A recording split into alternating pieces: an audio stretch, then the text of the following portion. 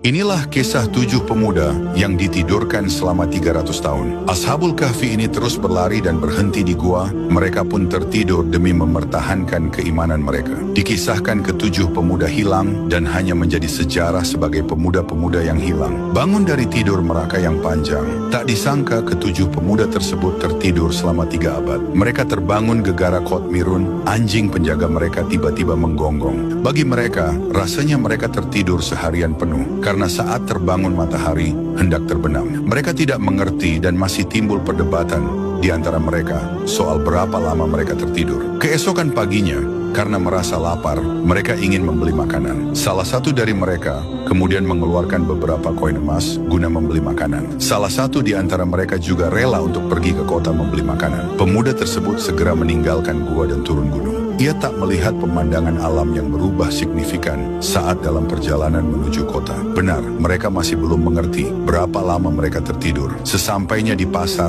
pemuda tersebut heran dan kebingungan. Menurutnya kota tersebut telah berubah dan ia salah tujuan. Orang-orang pun juga heran melihat penampilan pakaian pemuda tersebut. Pemuda itu mengenakan pakaian kuno padahal semuanya telah memakai pakaian model baru. Semua jauh berbeda dan memang sudah berubah. Hanya saja pemuda tersebut belum menyadarinya. Ketika jati diri mereka terungkap hingga ketika ia selesai memilih dan hendak membayar makanan yang dibeli, penjual makanan heran dengan koin emas pembayaran pemuda itu. Penjual mengatakan itu adalah uang kuno zaman Kaisar Trojan. Disangkanya juga pemuda tersebut telah menemukan harta karun berabad lalu yang mulai hilang. Penjual menginginkan koin pemuda itu dan berjanji tak akan mengatakan pada semua orang. Pemuda tersebut masih tak mengerti dengan maksud penjual makanan. Maka penjual itu mengeluarkan beberapa koin yang berlaku di masa itu. Karena tetap merasa bukan penemu harta karun dan koin-koin yang ia miliki itu berlaku, pemuda tersebut hanya mengatakan bahwa ia tidak memiliki apa-apa kecuali koin-koin itu. Sontak penjual mencengkeram tangan pemuda tersebut dan berteriak yang membuat semua orang berkumpul. Pemuda itu ketakutan sambil berteriak agar tidak menyerahkan pada pasukan Trojan. Hal itu membuat orang-orang tertawa. Ya, Trojan sudah meninggal bertahun-tahun lalu.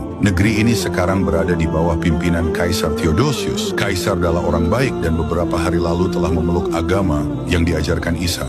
Seseorang berusia lanjut mengetahui kisah pemuda tersebut dari cerita neneknya. Ketika ia mengatakan tentang si pemuda dan sahabat-sahabatnya, ia hampir pingsan dan jatuh ke tanah. Berita mengenai pemuda-pemuda yang tertidur panjang menyebar bagai kilat. Gubernur pun mendengarnya dan segera memerintahkan pengawalnya untuk menjemput dan menghadapkan pemuda tersebut ke istana. Saat tiba di istana, gubernur menanyakan kisah mereka dan hendak menjemput sahabat-sahabatnya yang masih di tempat persembunyian. Segera saja, pemuda bersama gubernur yang diikuti pula oleh beberapa pasukan menuju gua persembunyian. Salah seorang sahabat pemuda itu merasa khawatir akan keselamatan temannya. Maka ia keluar gua dan mendaki gunung. Ia kaget malah melihat iring-iringan tentara hendak menuju ke tempat persembunyian mereka. Segera ia berlari menuju ke sahabat-sahabatnya. Ia menceritakan apa yang ia lihat di puncak gunung. Mereka merasa tak karuan hatinya. Cemas, khawatir, dan serba takut bercampur menjadi satu. Tiba-tiba mereka dikagetkan akan kedatangan temannya yang kemudian menceritakan kejadian sebenarnya tentang berapa lama mereka tertidur. Pemuda tersebut memohon masuk sendiri ke gua